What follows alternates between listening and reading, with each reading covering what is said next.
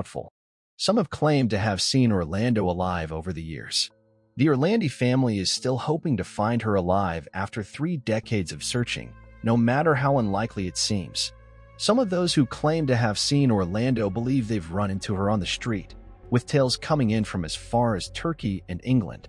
Others, on the other hand, appeared to be more interested in personal gain.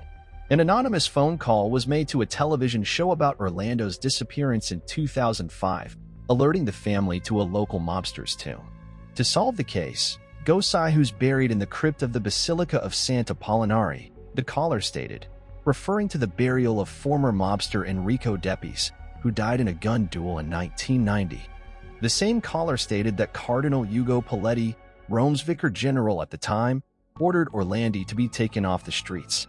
The tipper, however, did not provide any additional information on Paletti's involvement, nor did he provide any evidence to back up his claim. When forensic experts explored the grave, they discovered not just Petty's remains, but also numerous more bones. The police claimed they'd analyzed the remains to see if any belonged to Orlando at the time, but no findings have been released. Despite all of the hints that have been thrown out to the press since Orlandi's disappearance in the early 1980s, no one has ever been arrested. Anonymous sources have mentioned several Italian mobsters in the news, but none have ever been officially linked to Orlando. Mammoth Elias Slukri's assertions were essential in hindering further investigation into the issue. Bulgaria and Spice and the KGB have also been blamed for the crime, in addition to the Grey Wolves and a nebulous Masonic organization. Roberto Calvi, one of the suspects, was discovered hanging in London just before Orlandi vanished. Everyone, including prominent members of the Vatican, seems to have an opinion about Emmanuel Orlandi's disappearance. The Vatican's leading exorcist, Father Gabriel Amorth, believes Orlandi was kidnapped to be shuttled around sex parties and used as a slave. The allegation is debatable, and Amorth has no evidence to back it up, but he is adamant in his conviction. In addition to his theories concerning Orlando's presumed captivity, Amorth is convinced that someone from the Vatican assisted in her abduction. James received the call he had been waiting for several years. He said, "Sergeant Marshall called and informed me that it had just come through from Michigan State Police labs. In fact, some of the early tests ruled Plato out. DNA was still in its infancy, and I have documents that indicated he had been ruled out. However, there were subsequent tests conducted on other pieces of evidence, including blood, that came back inconclusive. The police investigated the family and a couple of Gail Barrett's friends to see if they could provide any leads. Out of the 2 friends of Mrs. Barrett, there was a person called Mr. Roger Plato, who was already killed after being shot by the police during a violent confrontation, which occurred 3 days before the police came across the remains of Mrs. Barrett. Although Plato's body was cremated, the police had collected his blood sample. This very blood sample helped them trace the murder of Mrs. Barrett. The rapist and murderer was none other than Gail Barrett's friend, Roger Plato. The murder of Mrs. Barrett went unsolved for a long span of 30 years. Eventually, the case turned cold, and nothing came out of it. Now, 30 years is a long period, and we can't even imagine how James and his family went through such a tormenting time. The lives of the Barrett family changed forever since that traumatic incident, and all they had been hoping for was to see the murderer brought to justice. Destiny has its way of punishing people for their deeds, and probably that is why Roger Plato died in that confrontation, long before Mrs. Barrett's body was even found. I think it is a relief for most of us and a weight off our shoulders, having an answer. And that, to me, was the biggest thing, said Barrett. He even said, I think if somebody was around today, now we've got to endure a trial, which then creates a lot of other issues. And then we potentially don't get a conviction. And then what? Even with a DNA match, because so much time has elapsed, eyewitnesses have either passed away or they can't be relied upon for their statements 32 years later. So I'm kinda glad it wound up the way it is. Stephanie Isacson. The discovery of Stephanie Isacson's schoolbooks was the first clue that she had been murdered. They were discovered by her father while searching for her at a desert lot, a half-mile from her home. His 14-year-old daughter returned home from school on June 1, 1986. Vandenberg was discovered naked in her East Tropicana Avenue apartment's bathtub, and March's fingerprints were discovered near the body. According to his arrest report, Martin was with Vandenberg at the now-defunct Nirvana Place Casino when she was killed.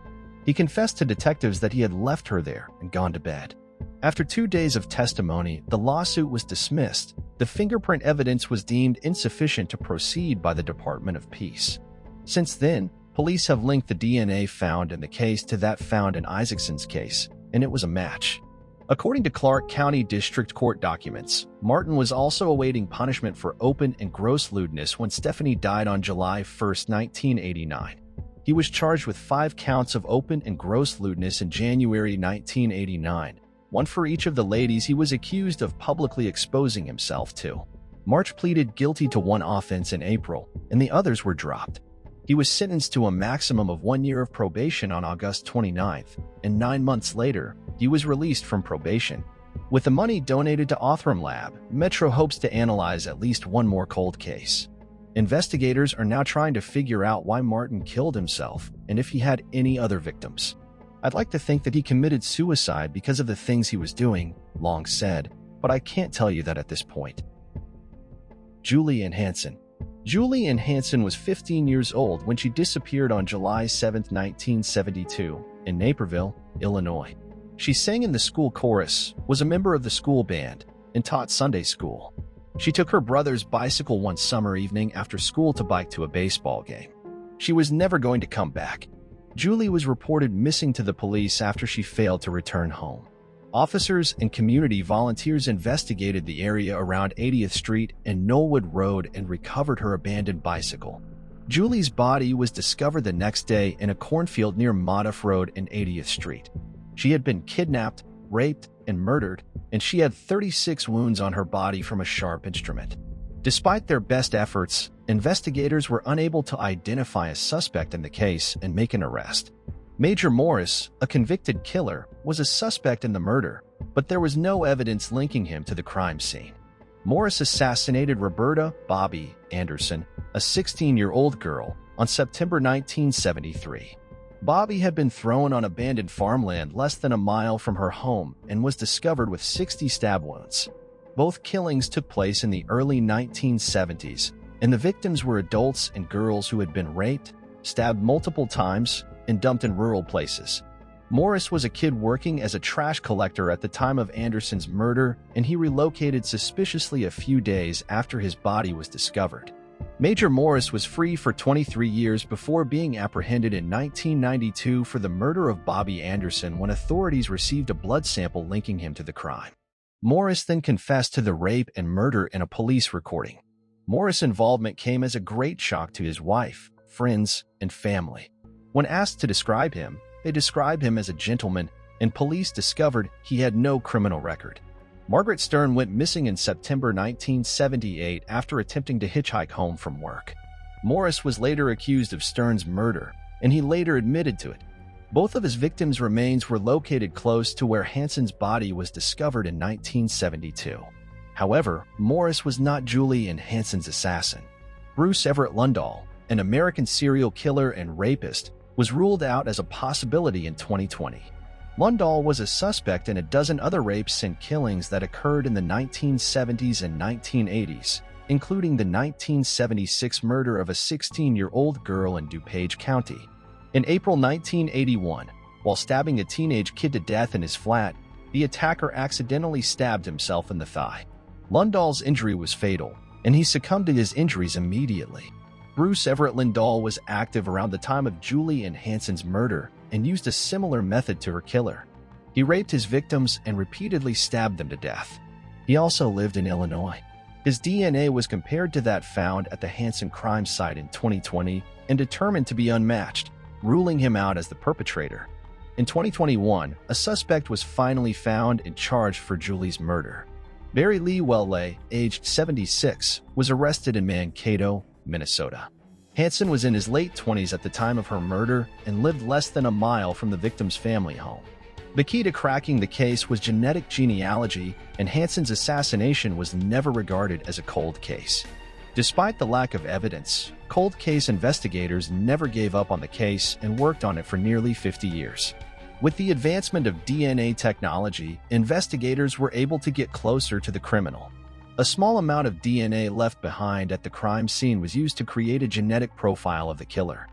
The profile was then entered into commercial genetic genealogy databases, where a DNA sample from one of Whelpley's relatives had been uploaded. Detectives then put out a family tree that led them to Barry Lee Whelpley, Julie Hansen away at the time. According to stable isotope research of her teeth, she was born in Nuremberg and grew up on the German-French border. Her loved ones come forward. This is a case that might remain shrouded in mystery forever. This brings today's video to an end. If you liked it, please subscribe.